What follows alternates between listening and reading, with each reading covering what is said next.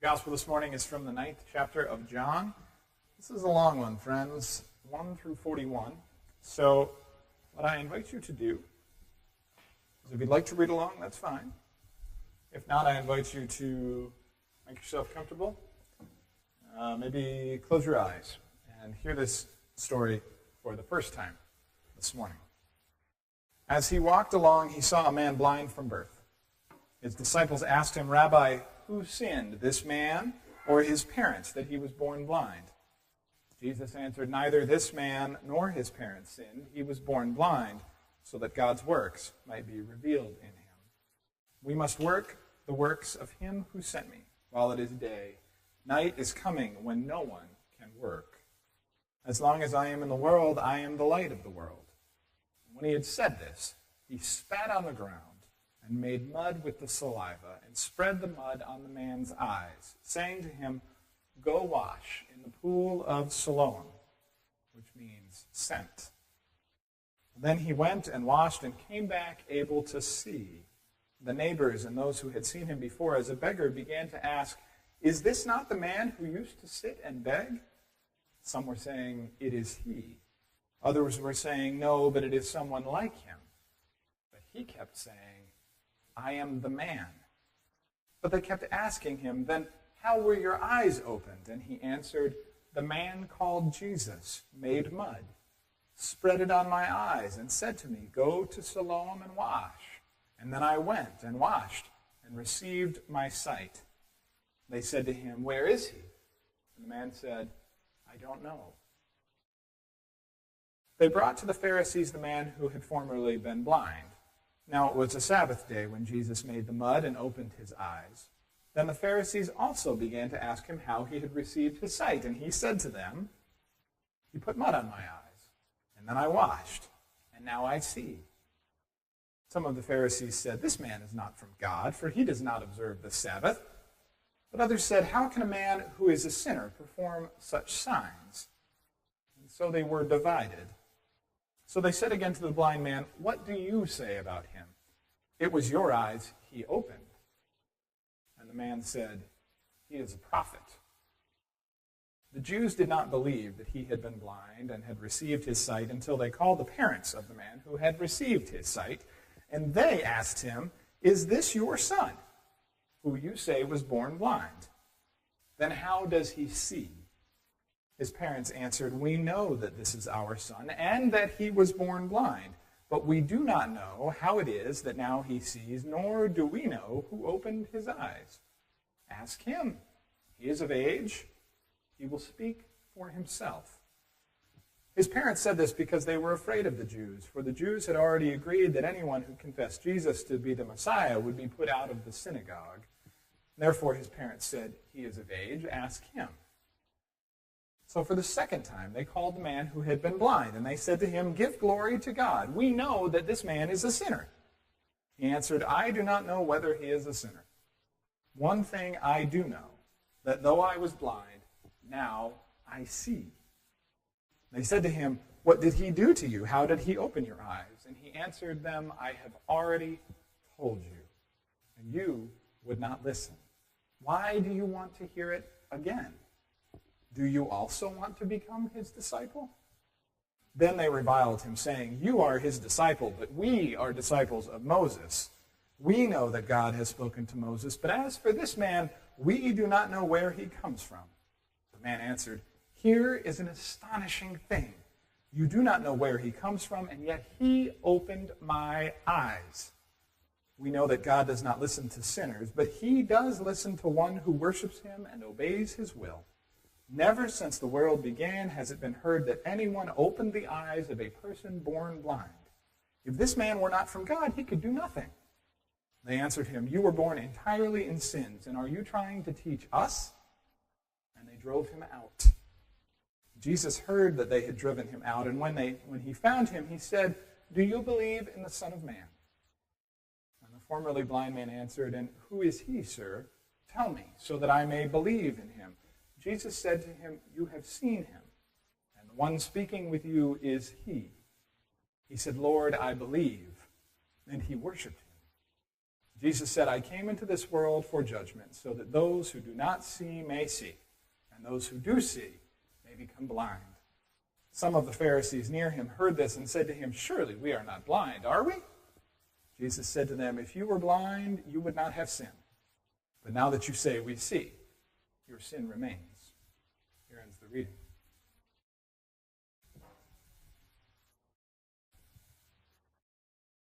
Pastor Susan and I have been working on this theme of new beginnings and new life in this season of Lent, a time to turn back to God, a time to clear space in our busy lives for God to come in and to allow new things to grow before we get to Easter. What better story than a story of someone who was blind, who did not have the power to see the world around him, and had it brought back to him, restored to him? What better than that kind of story to use as an example of new beginnings and new life? And so that's why it's so important that we read the whole story, 41 whole verses of this story about a man who had his sight restored through spit and mud and washing and believing. So important for us to read this story and to see how hard it was for the people who had known this man his entire life to understand what had happened. There is a part of me that feels pity for the Pharisees, for the people of this community who just couldn't get it. How would I respond? How would you respond to a story of someone whom you knew was not sighted, had spent their entire life unable to see, but now suddenly, strangely, miraculously, could see? Wouldn't you have questions? And so I feel some degree of pity for these people. And yet at the same time, in the midst of this amazing story, they were focused on other things. Not once in this entire story with this formerly blind man did anyone say, so how is it? What is it like? How does the world look to you? I remember when I was a kid and I didn't know that I needed glasses and I had to go get glasses. I remember staring out the windows of the car the day I got my glasses, amazed by what I saw. And if you put my glasses on today, you will find out that I am nowhere close to being blind. But it was an amazing moment. And I remember telling my parents all of the things that I saw. Oh my gosh, there's individual leaves on the trees. It's not just kind of blobs of green. It blew my mind. No one asks him this. No one is concerned at all for what kind of transition he would be in the midst of such a huge change in his life. Can you imagine? Probably not. How could you? Everything that you had worked at and developed your entire life of not being able to see anything that was around you, suddenly you could. It would be an enormous adjustment. No one cares. No one asks. What they want to know is, how was it that you were blind? What did you do? Or what did your parents do? How was it that you came to be blind in the first place? And how was it that you came to be healed on the Sabbath? You know, no work is supposed to be done on the Sabbath. Whoever did this really should have either gotten here sooner or should have waited a day. It sounds ridiculous, and it is ridiculous, that this would be what all of those people in that community were focused on. So much so that they went and grabbed the man's parents. This is a grown man. They deemed him not a reputable person to speak on his own behalf, and they went and got Mom and Dad. Mom and Dad said, I don't know. Ask him. It's my boy. Go and talk to him. And they could not understand this. They could not accept that there had been a miracle, a healing, a new beginning, an opportunity for a person formerly blind who could not find God to follow God. That's what the man says. I don't know how it happened. I was blind, now I see, and all I want to know is, where'd the guy go? Because he's awesome, and I want to follow him. Pretty much the way that story went. It's an incredible example to us of how sometimes things can change in our life through the power of God and because we believe, and those around us want to keep us where we were.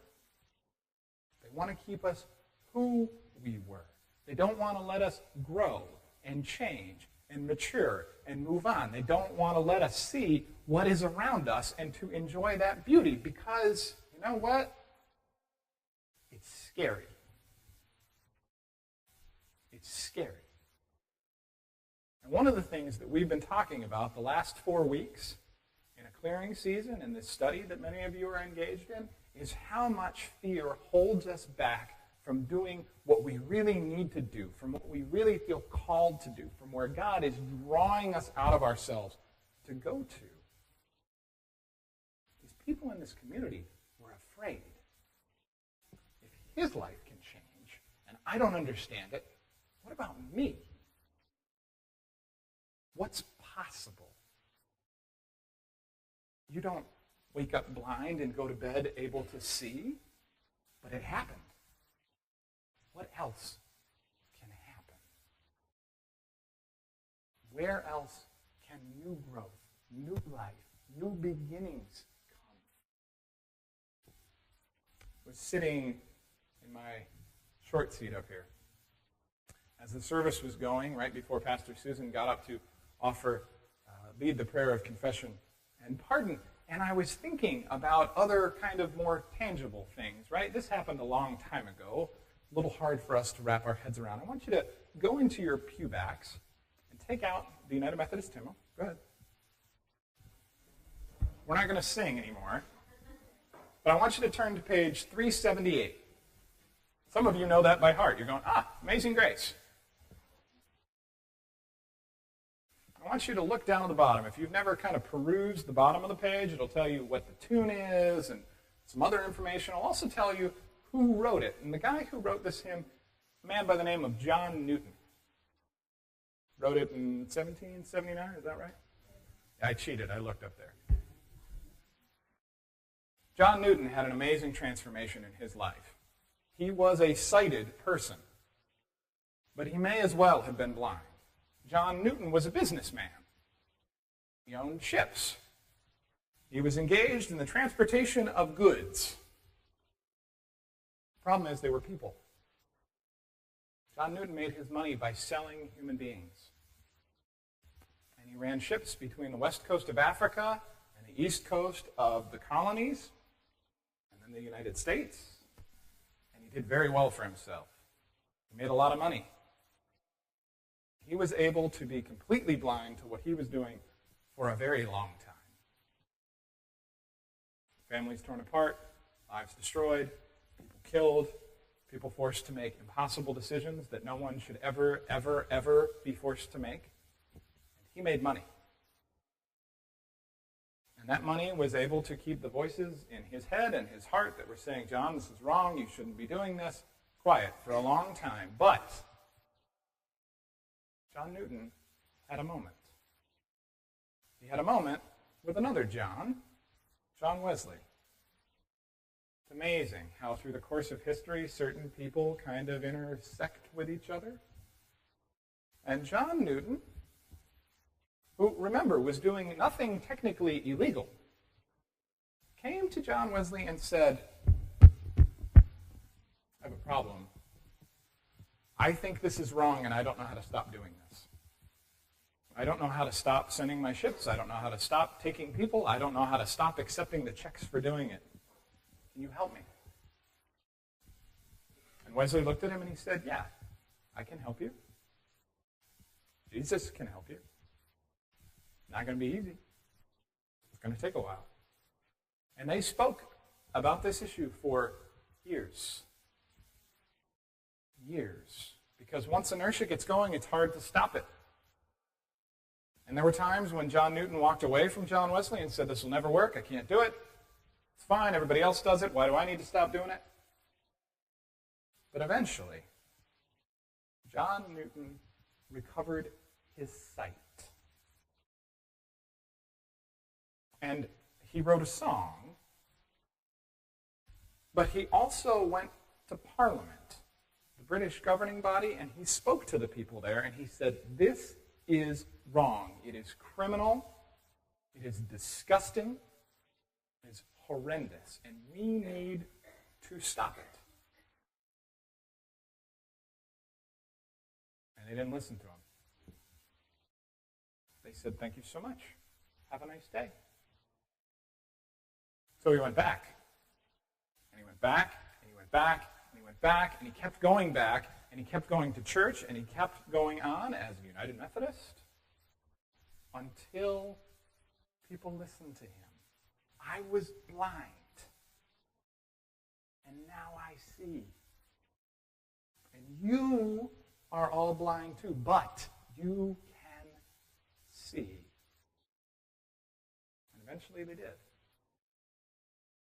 And so that doesn't wipe out that whole story, unfortunately. But it was a tiny, tiny step towards people recovering their sight and to see clearly what they had done. And it was all possible through the power of God. Nothing else would have done it. Nothing else would have healed the man at the pool of Siloam. Nothing else can do it for us. So I encourage you this season to find your new beginning. Find that place in yourself where you are blind that you desperately, desperately want to see.